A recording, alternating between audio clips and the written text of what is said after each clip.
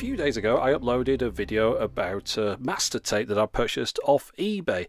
Now, during the course of making that video, I realised that I needed something to scan in these labels in a high resolution that I could then scroll around during the course of the video, just to give something slightly interesting to look at. Now, I could have taken pictures with the camera that I use for all my reviews, which is a Sony RX10 Mark II, and I think I would have got pretty decent results, but sometimes I have trouble just getting that quite right. You've got to get the camera directly above things, and the way I've got the counter set up, that's quite difficult. And then also you've got to avoid reflections and stuff, and sometimes the pictures end up a little bit soft towards the edges. Now, I do have a flatbed scanner, of course, it's on an all-in-one printer, but I've noticed on that the image is a little bit soft in the middle.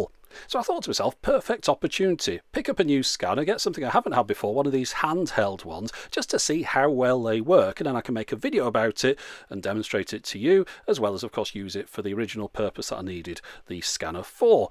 So inside the box you get a piece of white card to match the whiteness, USB lead, carrying case, a little cloth for cleaning it, a CD-ROM for Windows that's got some sort of optical character recognition stuff, we don't need any of that, and then the instruction booklet, which I don't think we need that either. But this is what I'm interested in, the scanner itself. So let's have a quick look around it. Okay, so on the bottom, that's the window for the scanning. Of course, it illuminates and also scans through that little window at the bottom there. There's some rollers here, or just one set of rollers on one edge. We've got a scan button there, and then we've got a little LCD screen which is surrounded by 4 buttons, which are pretty obvious as to what they do when you read the labels on them. Tiny little screen that though, so I don't know how much use that's going to be. Now, it's a rechargeable device and it charges through the USB port there, which is what you also use to get the files off it, and the files are stored on an 8GB micro SD card that's supplied with the machine. You can see here it says it's a 8GB SanDisk card. So we'll just put that back in there and see if we've got enough power in this to switch it on. So hold down the scan button and the screen comes on, and there we go. Now we need to just set the date and time this first occasion here, so we'll just go through and set those. And we've got to set the language as well, and that's it, we're ready to go now. Now let's have a look at some of these settings. We can choose between taking a JPEG or a PDF that's A4 or letter size, and then we can also change the quality of that between low, medium and high. So when you press the scan button, you just drag it down the page. Now, I'm doing it quite slowly here. I don't know how fast you're supposed to do it. It gives a bit of resistance with the wheels on there. It sort of discourages you from going too fast, but I might be sort of going a little bit slower than I need to here. But there you go, that's that done. And then when you get to the end, you just wait a couple of seconds and that's it, scanned. Now, I'll look through the other options here. We mentioned you've got JPEG or PDF, A4 or letter. Those are repeated in this menu here. And then we've got the quality, which you can see the different DPI resolutions there. We can choose colour or black and white or, well, mono. And those are the languages. We'll just go down the list here just to show you what's in there. Very simple device this. Of course, date and time we've already set. Whether we want an instant preview after we've taken a scan, whether we want it to go off after 3 minutes or remain on, and we can delete all the files there, format the card, and that's the firmware version. And then finally, if you want to turn it off, just hold down that scan button for a couple of seconds and it'll power down.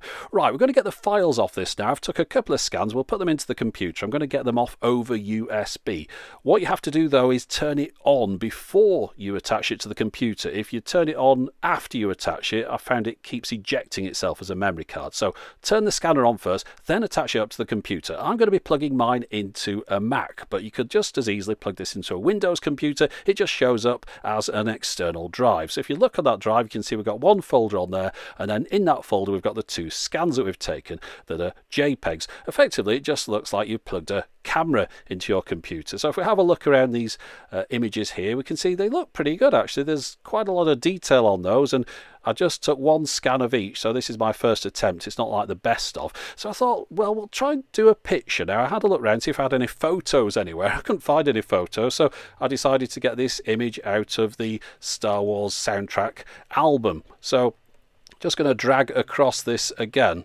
And then hopefully we can zoom in on this and see how good it is at getting pictures. I wouldn't use this myself for pictures, I don't think, because you'd use a proper scanner for that. This is more for text, but there you go. You can zoom in at 4 times or 8 times on that, and you can move up and down the center of the image as well, just to see that you've got it all on there. There are no weird breaks in it, but you can't move left and right. You can just go up and down the middle once you've zoomed in, but it gives you an idea that you've got the image in there. Now here is the image that I scanned. Looks okay from here. Let's zoom in a little bit, and I did notice one slight flaw on this. It's quite noticeable, in fact. There's a line all the way down the middle. You can see that sort of white line or faded line down the middle. Perhaps I've got a dead pixel on my sensor, or maybe they're all like this. I couldn't tell you. I've only got one and it does this, so I wouldn't use this for scanning in photos, I don't think. It's just not really that good a quality for that. You want a proper sort of flatbed scanner that can do things like that. However, I thought we'll see how good the quality really is. I'm going to scan in this £5 note. The reason I'm using money to scan is not for nefarious purposes. It's just because there's a lot of detail on money. So if we scan this in, we can zoom right in and see how good the quality of the scan actually is. So that was a photo I took there to start with. As I mentioned, sometimes when you get the camera, you're trying to get the photo, you get reflections, it's the angle's not quite right, you get a bit of keystoning. So I'm going to scan it now as well. We've got it in JPEG and the highest resolution quality. Notice there's white lines on the edge of the scanner there, by the way. That tells you where the window is underneath, so you know that you're keeping the object being scanned within the aperture of the window. I've taped this £5 note down because the first time I did it, it moved about a bit. So we'll just move the scanner down over this, and now we'll have a scan of the £5 and we've got a photo, and we can compare them side by side. So let's just have a look at this on the screen. So that's the 4 times zoom. You can see moving up and down there. Having a look at that again, looks okay. Press the scan button, it goes to 8 times zoom, so you can see that a little bit more detail, and here's the actual scanned image itself. So if you're the kind of person that wants to know about the image that I took with the camera, basically I left everything on automatic. But if you want to look down the EXIF data, I'll just scroll down it here. But basically I just had the camera on auto and took a picture. It's more to do with the lighting and the position than anything else, getting a good quality photo, than just the camera. But anyway, so there's the resolution, there's the DPI on that image. So let's have a look at that image in a little bit more detail. We'll zoom in now, we'll go right in towards the clock face and just have a look at that as close as I can get it in this editing package. That's as close as I can crop in. So that looks okay. Not bad at all, really. Let's try the same thing with the scan, but we'll just look at the data on that again first of all. There's a lot less data to look at. Here's what it says for that image. As you can see there, we've got the resolution, we've got the DPI on there.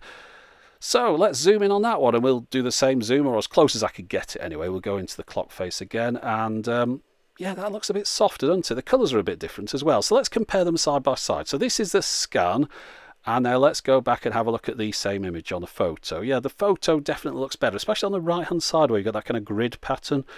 Side by side, you can see the softer nature of the scan compared to the photograph.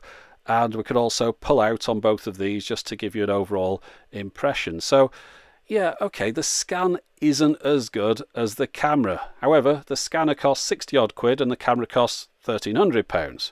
So for a scanner, you know, not bad. I'm not going to say it's the best scanner in the world, but it worked all right for what I needed it for, which was in that video. Nobody complained about the quality of the images there. And it's very handy, excuse the pun, just to be able to scan something without having to get all your lights ready and your tripod and all that kind of stuff. If you just want to get a quick image, scan it with the handheld scanner. If I want to make a proper, decent quality, I'll spend a bit of time getting the camera right on its tripod and things. So just to sum up, I want to be clear here, I haven't bought this scanner to demonstrate the best scanner available. I bought it because it was pretty cheap and I used it to make another video and it seemed to work okay. I'm sure there are plenty of alternatives available, some of which are probably better than this one. However, if you like the look of this scanner, I'll have some affiliated links to purchase it from in the video description. But that's it for the moment.